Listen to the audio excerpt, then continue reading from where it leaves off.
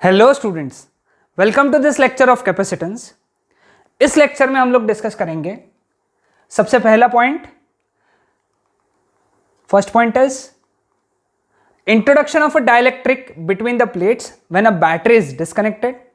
Second is introduction of dielectric between the plates when battery remains connected and force on a dielectric due to charged capacitor. इन तीन main points के बारे में discuss करेंगे। Okay, so coming on to first topic which is introduction of dielectric between the plates when battery is disconnected, है ना। यानी क्या है इस टॉपिक में मैं समझा देता हूं कि हम लोग क्या कर रहे हैं कैपेसिटर में। जैसे फॉर एग्जांपल ये कैपेसिटर असेंबली है, ये कैपेसिटर के प्लेट्स हैं। बैटरी से पहले इसको चार्ज करेंगे, है ना।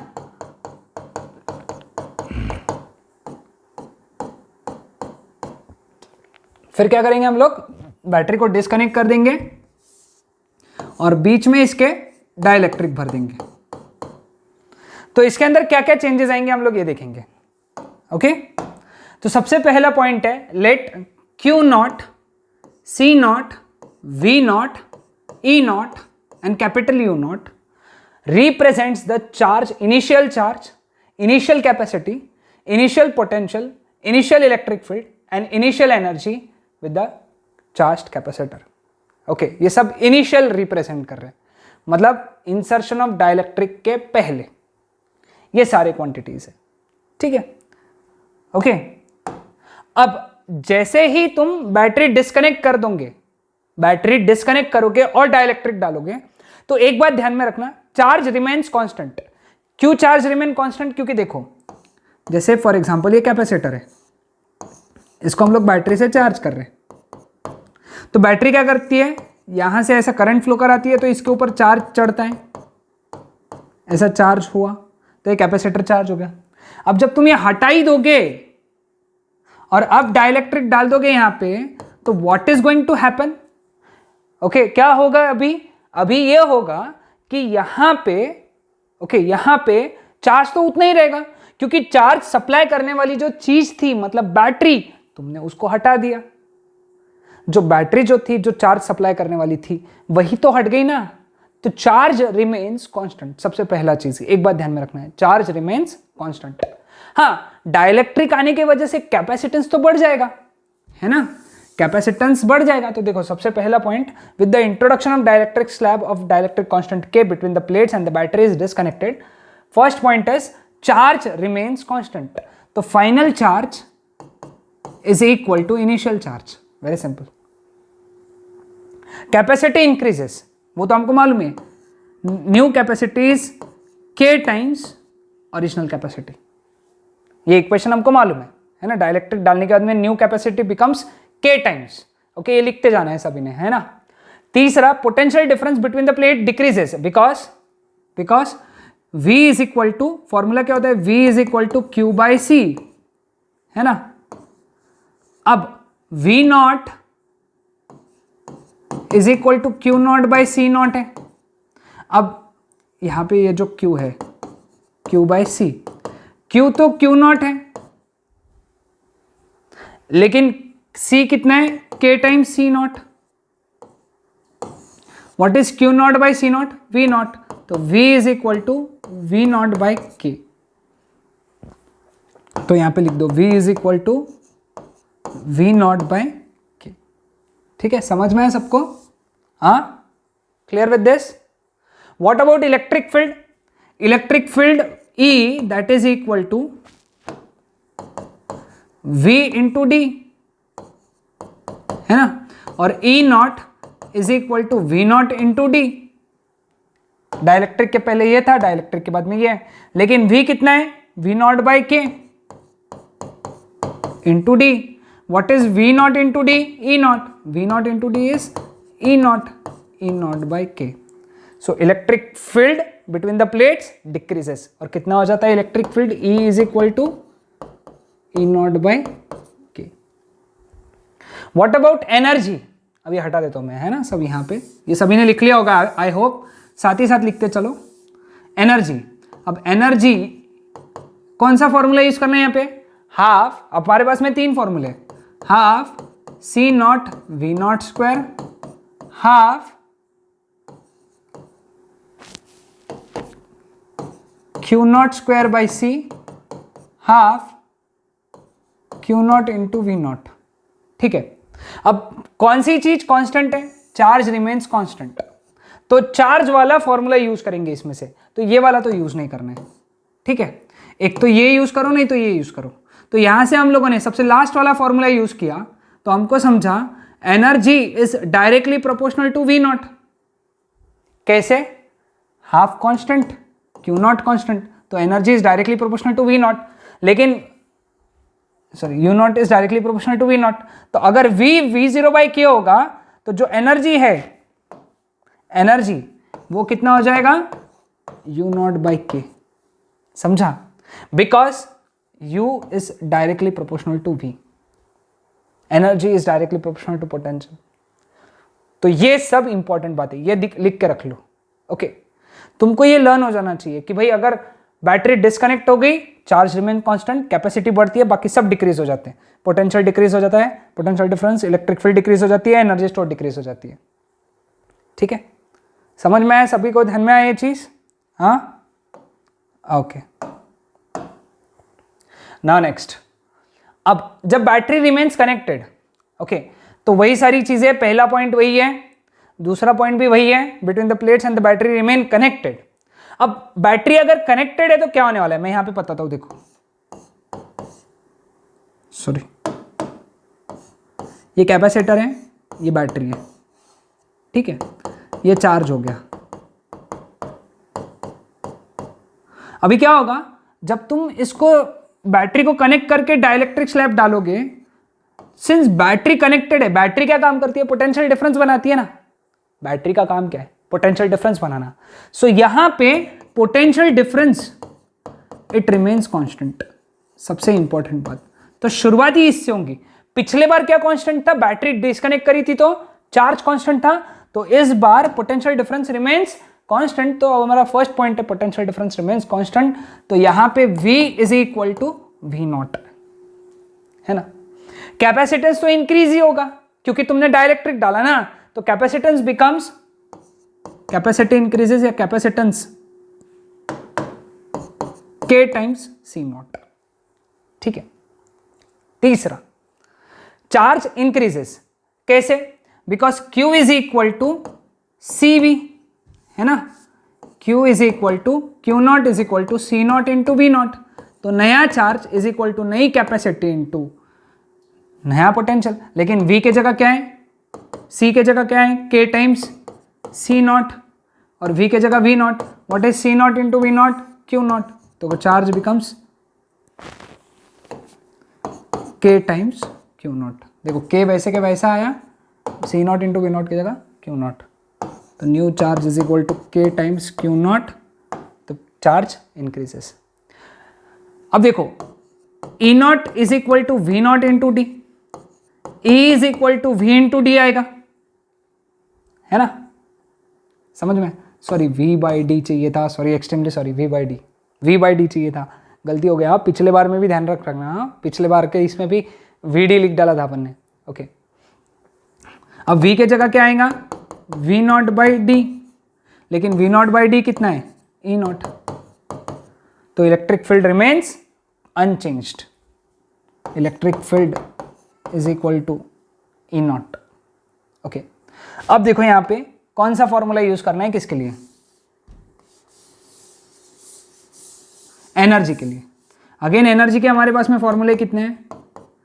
Half CV square, half Q square by C, half Q into V।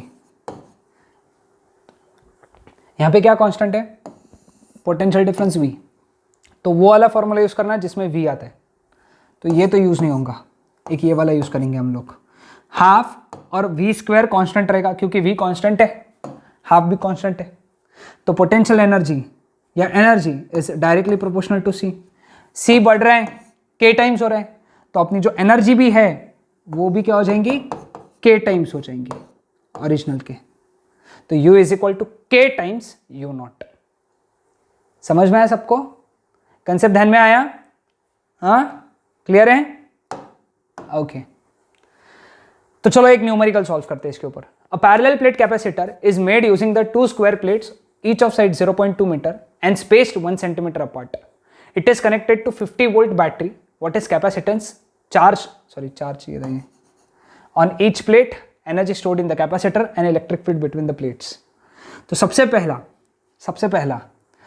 हम लोग क्या करेंगे, कैपेसिटेंस निकाल लेंगे. ओके कैपेसिटेंस कितना आएगा, A एप्सिलॉन 0 बाई डी.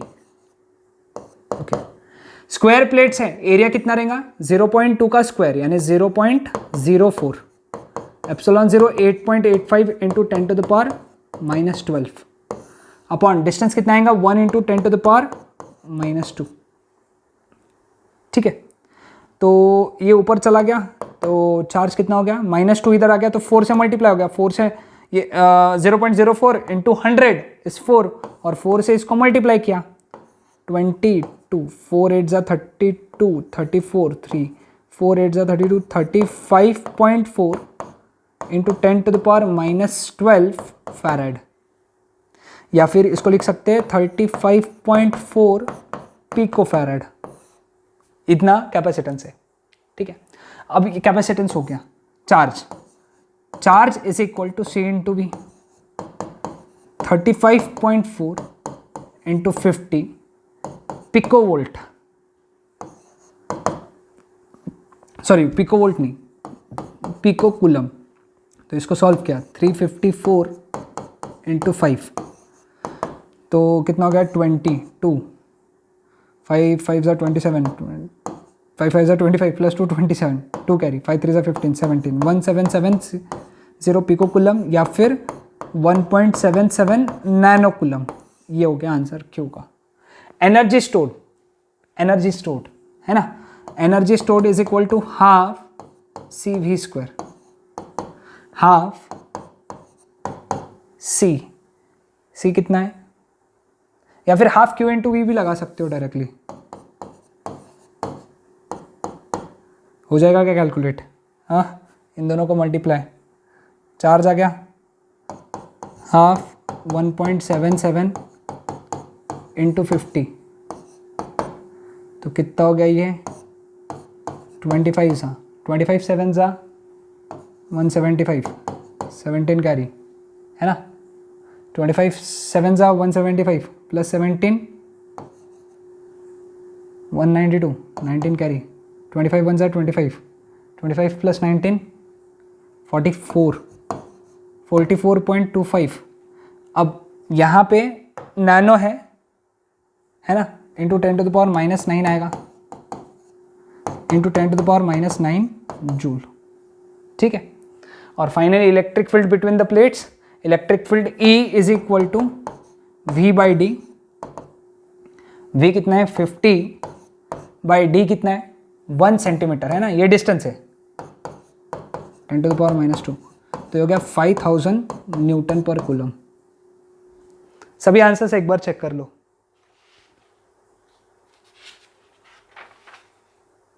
है ना या फिर वोल्ट पर मीटर. तो मैं एक काम करता हूँ ये सारे आंसर्स यहाँ लिख लेता हूँ क्योंकि काम में आएंगे ये. Okay 35.4 pico farad 1.77 nano coulomb. Energy कितनी होगी 44.25 into 10 to the power -9 joule और 5000 न्यूटन पर कूलम. ठीक है बाकी डिलीट कर ये हटा देता हूँ. तो तुम लोगों ने देख लिया ये. हाँ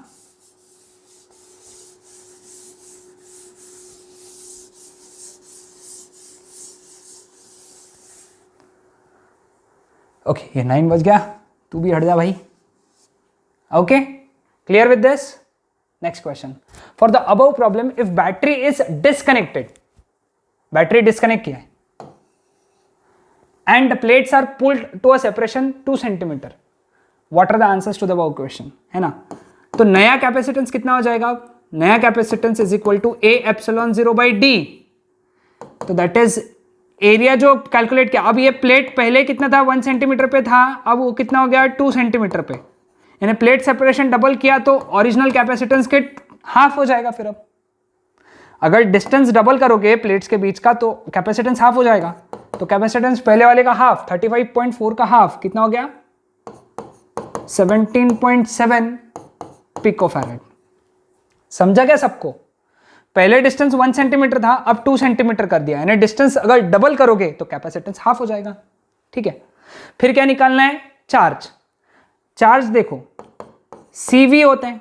अब बैटरी इज डिस्कनेक्टेड, है ना, बैटरी डिस्कनेक्ट हुआ है, तो बैटरी डिस्कनेक्ट होने के वजह से V उतना ही रहेगा, है कि नहीं? नहीं, V चेंज हो जाएगा। V चेंज करना पड़ेगा क्या अपने को? नहीं, बैटरी इज डिस्कनेक्टेड, चार्ज उतना ही, सॉरी एक्सट्रीमली सॉरी, मैं भूल गया, ध्यान में नहीं आया। बैटरी डिस्कनेक्ट हुआ है तो चार्ज तो उतना ही रहेगा ना, चार्ज विल नॉट चेंज। तो चार्ज कितना रहेगा, 1.77 नैनो कूलम। अब बात आती है एनर्जी की। ओके, एनर्जी कैसे निकालेंगे? E is equal to U is equal to energy half, क्या था, हाफ CV स्क्वायर, है ना, या फिर हाफ Q इंटू V, या फिर हाफ CV स्क्वायर ही लगाना पड़ेगा अपने को।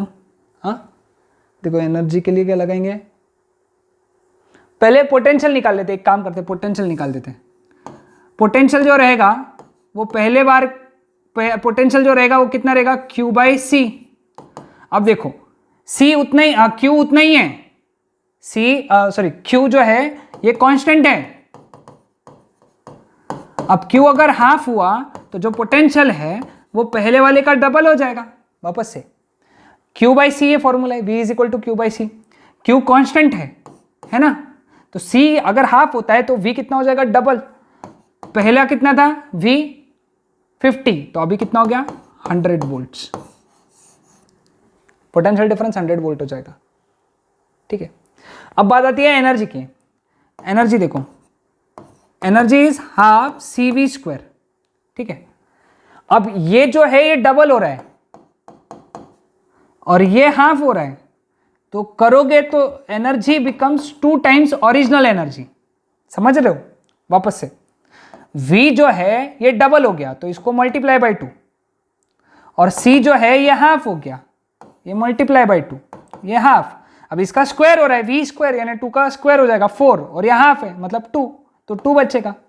तो नवी वाली एनर्जी कितनी रहेंगी, इसके डबल कितना होगा इसका, 88.5 इंटू 10⁻⁻9 जूल। अब E is directly proportional to V, electric field is directly proportional to potential. अब पोटेंशियल डबल हुआ तो इलेक्ट्रिक फील्ड भी डबल हो जाएगा, तो इलेक्ट्रिक फील्ड डबल होगी, कितना हो गया, 10,000 वोल्ट पर मीटर। समझ में आया सबको? हाँ, क्लियर हुआ सबको? ओके, सॉरी एक्सट्रीमली सॉरी, ये थोड़ा गलत हो गया। E is equal to V/D है, ये डबल हो रहा है, ये भी डबल हो रहा है, तो E जो है उतना ही रहेगा जितना पहले है, तो दैट इज 5000 न्यूटन पर कूलम। एक्सट्रीमली सॉरी, हाँ ये चेंज कर लेना है। ओके, समझ में है सबको? तो ये पॉज करके पूरा प्रॉब्लम सॉल्व कर लो, काफी इंपॉर्टेंट है, सभी कंसेप्ट चेक हो जाएंगे इसमें। ठीक है, ये तीसरा प्रॉब्लम है। For the above problem battery remains connected and the plates are pulled to a separation of 2 centimetre, what are the answers to the above part, है ना। बैटरी कनेक्टेड है, बैटरी कनेक्ट करके रखा है। अब बैटरी कनेक्टेड रहने की वजह से पोटेंशियल चेंज नहीं होगा, तो पोटेंशियल जो रहेगा वो रहेगा V0 जितना, मतलब कितना, 50 वोल्ट्स, है ना। कैपेसिटेंस जो है वो डबल हो जाएगा, क्योंकि सेपरेशन 2 सेंटीमीटर किया है तो कैपेसिटेंस डबल ही होना है, तो कैपेसिटेंस कितना हो जाएगा, sorry plate separation, extremely sorry, plate separation double हो गया ना, 2 सेंटीमीटर हो गया ना, तो ये सेम हो गया पिछले बार जैसा, तो उसका हाफ यानी 17.7 पिकोफैरेड। ठीक है, चार्ज क्या रहेगा अब यहाँ पे, चार्ज इज इक्वल टू कितना आएगा, CV, इन दोनों को मल्टीप्लाई करेंगे तो 17.7 इंटू 50 इंटू 10⁻⁻9 कूलम, है ना, सॉरी 10⁻12 आएंगे ना, पिको है ना, 10⁻⁻12 कूलम। इसको सॉल्व किया, 177 इंटू 5, 177 इंटू 5 यानी कितना होता है ये, 5 7 35, 3 5 7 35, 38, 3 5 1 3, 5 1 5 प्लस 885 इंटू 10⁻⁻12 कूलम। तो चार्ज कितना हो गया, 0.885 नैनो कूलम। ये हो गया, ठीक है। अब बात आती है एनर्जी की। एनर्जी के लिए क्या फॉर्मूला यूज करेंगे अपन, कौन सा फॉर्मूला यूज करना चाहिए अपन ने, half Q into V, half Q कितना है 0.885 इंटू 10⁻⁻9 इंटू वी कितना है 50। तो इसको मल्टीप्लाई कर लेते पहले, ओके। तो ये कितना हो गया, 5 5 ये हो गया 8.85 इंटू 5/2 इंटू 10⁻⁻9 जूल। तो ये मल्टीप्लाई कर लो, 25 2 2 4 44.25/2 इंटू 10⁻⁻9 जूल। तो एनर्जी कितना हो गया, 22.125 इंटू 10⁻⁻9 जूल। समझ गए एनर्जी का कंसेप्ट। फॉर्मूला सही लगा दो बस, और फॉर्मूले में इधर की वैल्यूज भरो, वो वाली मत भरो, वो सिर्फ कंपैरिजन के लिए, ठीक है। अब इलेक्ट्रिक फील्ड क्या रहेगा, electric field E is equal to V/D। V constant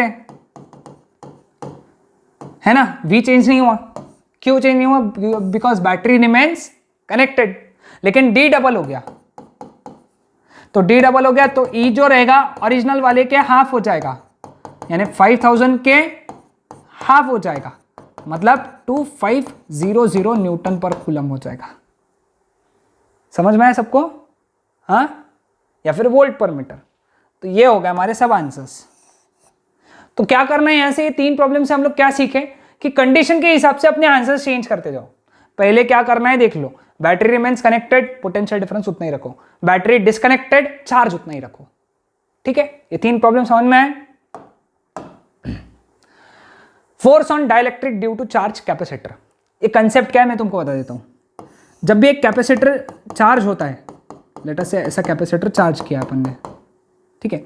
अब जब तुम इसके अंदर डाइलेक्ट्रिक इंसर्ट करोगे, ओके, डाइलेक्ट्रिक जब इंसर्ट करोगे तो फ्रिंजिंग इफेक्ट्स की वजह से, फ्रिंजिंग्स यानी जो एंड वाली साइड है ना, यहां पे इलेक्ट्रिक लाइंस ऐसे हो जाएंगी, ऐसे बेंड हो जाएंगी। जैसे जनरली क्या होती है, इलेक्ट्रिक फील्ड ऐसी लाइंस होती है ना, स्ट्रेट होती है, लेकिन एंड्स पे ये बेंड हो जाएगी बिकॉज इंड्यूस चार्जेस की वजह से, क्योंकि यहां माइनस आ जाएंगे, यहां प्लस आ जाएंगे। तो क्या हो जाएगा, यहां पे इलेक्ट्रिक लाइंस ऐसी बेंड हो जाएगी, जिसकी वजह से एक कंपोनेंट फोर्स का इधर लगेगा, क्योंकि बेंड हो गई ना ऐसी लाइंस, ओके। तो उसका एक कंपोनेंट फोर्स का इधर लग रहा है, ओके, और एक कंपोनेंट इधर लग रहा है। तो जिसकी वजह से नेट इफेक्टिव, अब नीचे वाले के लिए एक कंपोनेंट इधर और एक कंपोनेंट इधर, तो इस डाइलेक्ट्रिक पे नेट फोर्स इधर के डायरेक्शन में लगेगा, यानी अंदर की तरफ लगेगा। समझ गए। This effect is known as fringing effect. क्या बोलते हैं उसको, फ्रिंजिंग इफेक्ट। वापस समझा देता हूं मैं फ्रिंजिंग इफेक्ट। क्या होगा कि यहां पे निगेटिव चार्जेस इंड्यूस हो जाएंगे, यहां पे पॉजिटिव चार्जेस इंड्यूस हो जाएंगे। ये निगेटिव क्या करेंगे, उसके तरफ लाइंस ऐसी बनाएंगे, ये निगेटिव पॉजिटिव निगेटिव की तरफ इधर की तरफ साइड में लाइंस बनाएंगे। तो ये क्या होगा, इस पे जब तुम इंसर्ट करोगे तो इस पे क्या लगेगा, अंदर की तरफ फोर्स लगेगा, ओके। तो वही टॉपिक है हमारा, force on dielectric due to charge capacitor, ठीक है। वैसे इतना कोई इंपॉर्टेंट नहीं है ये, याद रखना, बट ध्यान में रखो कि जब भी एक डाइलेक्ट्रिक अंदर जाएगा चार्ज कैपेसिटर के, तो उस पर फोर्स लगेगा। तो पहला केस ये है कि जब dielectric completely inside the capacitor है, तो उस पर फोर्स इक्वल टू 0 रहेगा, कोई फोर्स नहीं लगेगा, मतलब कैपेसिटर के अंदर है पूरा, ये कैपेसिटर और ये डाइलेक्ट्रिक उसके अंदर, ओके, समझे। तो उस पर कोई भी फोर्स नहीं लगेगा, कुछ भी फोर्स नहीं लगेगा, ठीक है। अब दूसरा, when voltage source remains connected, जब वोल्टेज सोर्स को कनेक्ट करके रखा है, ओके, ये दूसरा केस है, क्लियर। तो इस केस में क्या रहेगा मालूम है क्या, इमेजिन करो ये कैपेसिटर के प्लेट्स है और ये डाइलेक्ट्रिक है, ठीक है। ये है लेंथ L, डाइलेक्ट्रिक अभी X अंदर है और ये है ब्रेड P, ठीक है। अब यहां पे वोल्टेज सोर्स कनेक्टेड है, तो जो एनर्जी है वो फॉर्मूला हम लोग जो यूज करेंगे वो यूज करेंगे हाफ CV²। हमको निकालना है फोर्स। कंजर्वेटिव फील्ड में फोर्स होता है du/dx, ओके। अब वोल्टेज सोर्स कनेक्टेड है तो V कांस्टेंट है, यानी हाफ V² कांस्टेंट है। डेरिवेटिव किसका निकलेगा? C का, तो वो हो जाएगा dC/dx, dC/dx। तो ये फॉर्मूला बहुत ज्यादा इंपॉर्टेंट है, बहुत ज्यादा इंपॉर्टेंट है, ठीक है। अब dC/dx कैसे निकालना? अगर ये डिस्टेंस x है तो ये डिस्टेंस हो गया L-x।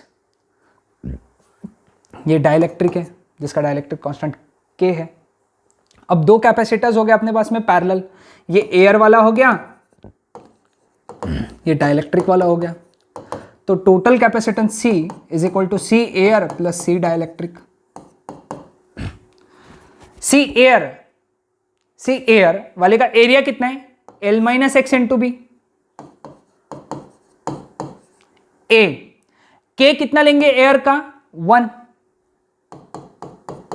इंटू ε0/d, है ना? A ε0/d। समझ में आएगा सबको यहां तक?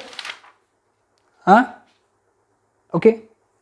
ये ब्रेड्थ है ना, ये वाली, सॉरी ये D है, ये D है, ये ब्रेड्थ है, ये जो रहेगी ना प्लेट्स की ब्रेड्थ, ये B है, ये D है, ओके। इमेजिन कर रहे हो ना, 3D में रहेगा, ये भी 3D में रहेगा, ओके। प्लस अब दूसरा जो कैपेसिटेंस है उसकी एरिया कितनी रहेंगी?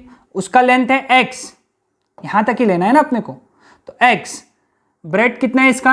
b, तो x b, ये हो गया एरिया, इंटू k, a के ε0/d लेते ना हम लोग, है ना? तो कॉमन क्या निकला? b ε0/d, ब्रैकेट में बचा L-x प्लस kx। तो therefore dC/dx is equal to b ε0/d। L तो कांस्टेंट है, उसका डेरिवेटिव 0, kx का डेरिवेटिव k माइनस x का डेरिवेटिव 1। समझे? पहले इसका डेरिवेटिव लिया, kx का डेरिवेटिव k आएगा क्योंकि विथ रिस्पेक्ट टू x है, और x का डेरिवेटिव 1, तो ये कितना आ जाएगा? k minus 1। तो ये dC/dx हो गया। ये सब्सटीट्यूट कर देंगे यहाँ पे, तो therefore force is equal to half V² into b ε0/d k minus 1। बहुत ज्यादा इंपॉर्टेंट फॉर्मूला, नोट डाउन करके रख लो, बहुत ज्यादा important. Half V² b ε0/d k minus 1, ठीक है? क्लियर? समझ में आया? अब यहां पे x पे डिपेंड कर रहा है क्या फोर्स? देख लो एक बार, चेक करो। x की इक्वेशन, x, इस इक्वेशन में x की कोई टर्म है क्या? नहीं, तो लिख दो यहां पे force is independent of x। x क्या था कि कैपेसिटर कितना है अंदर, कब? लेकिन जब वोल्टेज सोर्स रिमेन्स कनेक्टेड, तब फोर्स का वैल्यू इतना है। ये सब लिख लो, ओके? सारा इंपॉर्टेंट है। Clear? Okay. When charge on capacitor is constant, अब चार्ज कांस्टेंट है, तो अब इस केस में केस तो वही है, तुमको मालूम है अब, ओके, कि ये प्लेट्स हैं, टोटल लेंथ L है, ये है ब्रेड्थ B, है ना? नीचे भी ऐसी प्लेट्स है। अब इसके बीच में हमारा कैपेसिटर है आधा,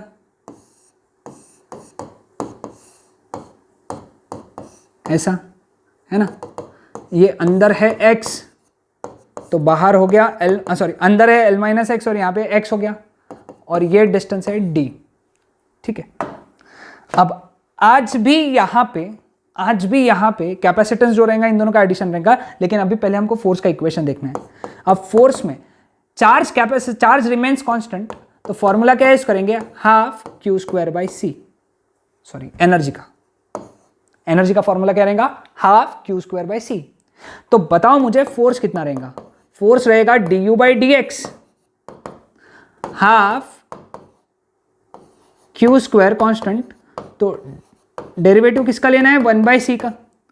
1/c का डेरिवेटिव माइनस 1/c², लेकिन माइनस हम लोग अवॉइड कर देंगे, तो फॉर्मूला जो लिखेंगे वो रहेगा half Q square by C square dc/dx।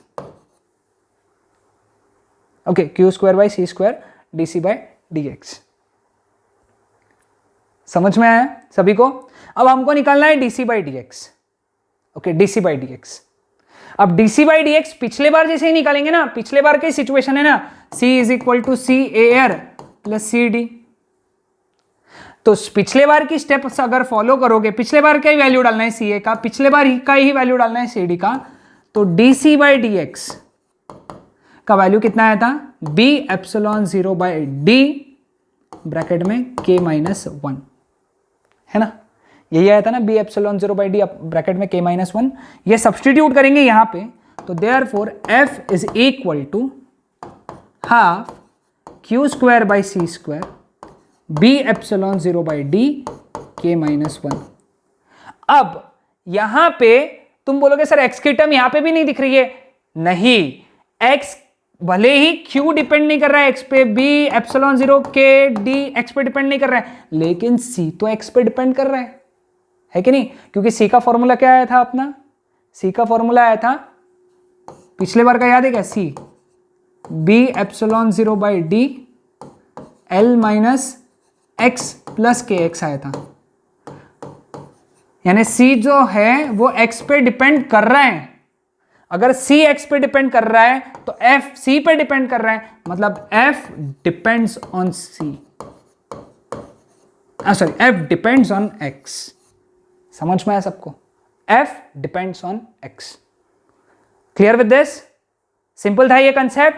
Formula important है, याद रखना, फॉर्मूला याद रखना है, और c का फॉर्मूला लिख लो आगे। सो यहां पे तुमने ये पूरे स्टेप्स करने हैं। Okay, clear? So coming on to last part of this lecture, slow insertion of dielectric slab.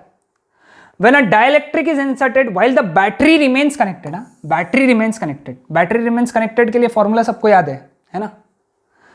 Then for slow insertion of the slab, यानी जब तुम स्लैब को धीरे धीरे इंसर्ट करोगे, an external agent has to do negative work. जो बाहर का जो एजेंट है उसको नेगेटिव वर्क करना पड़ेगा in supporting the slab by an outward force so that it will not gain any kinetic energy.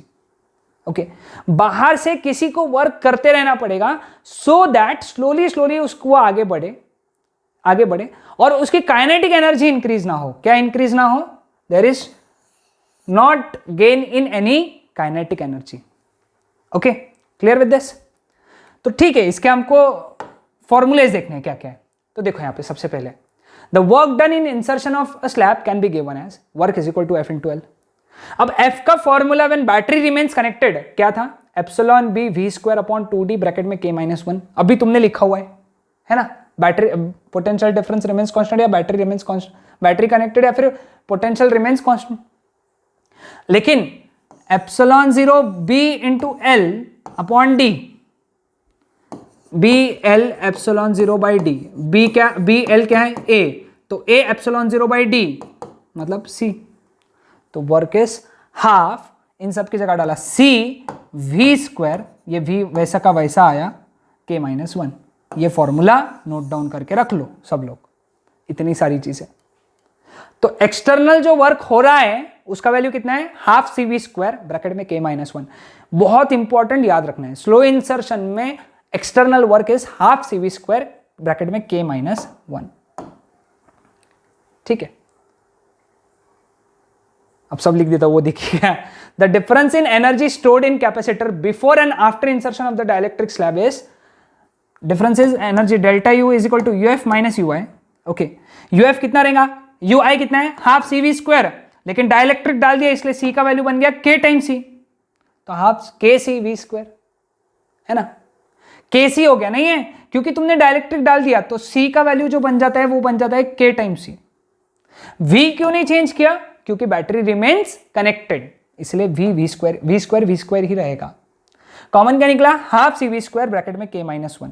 तो ये हो गया energy stored in capacitor, difference in energy stored in capacitor, है ना? ओके, एनर्जी कैपेसिटर के अंदर की जो एनर्जी स्टोर्ड होती है उसका डिफरेंस कितना है? पहले और बाद का डिफरेंस कितना है, half C V square K minus one. Okay, एक बार पिछला भी देख लेते formula, half C V square K minus one.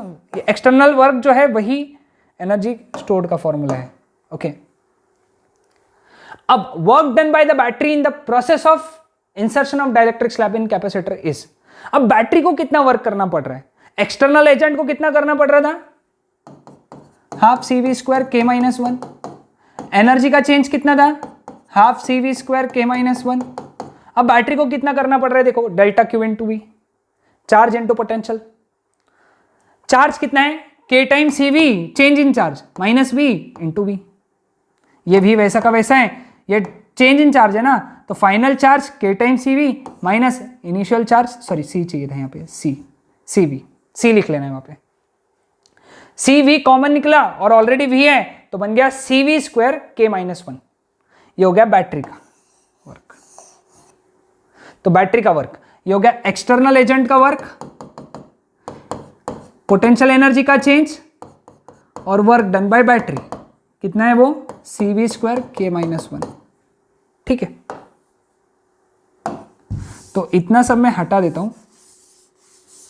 अब हटाने के बाद में फाइनली क्या इक्वेशन बन रहा है, कंजर्वेशन ऑफ एनर्जी लगा के हीट प्रोड्यूस कितना रहेगा, बैटरी का वर्क माइनस ये सब तो कैपेसिटर से रिलेटेड है, इसलिए दोनों को ऐड करेंगे हम लोग। ऐड किया, सॉल्व किया तो हीट एनर्जी जीरो। यानी इसका मतलब यह है 10 during slow insertion of dielectric slab no heat is produced. याद रखना, नहीं तो हीट का फॉर्मूला भी तुम बना लोगे। इसका एमसीक्यू कैसा बनेगा, during slow insertion of slab what is the amount of heat produced, तो उसके ऐसे कुछ फॉर्मूलेज देंगे ऑप्शन में और एक जीरो भी रहेगा। तो स्लो इंसर्शन के टाइम पे heat produced is zero. Are we clear with this? तो ये था हमारा टॉपिक कैपेसिटेंस। यहां पे हमारा लेक्चर होता है एंड। Okay, that's it.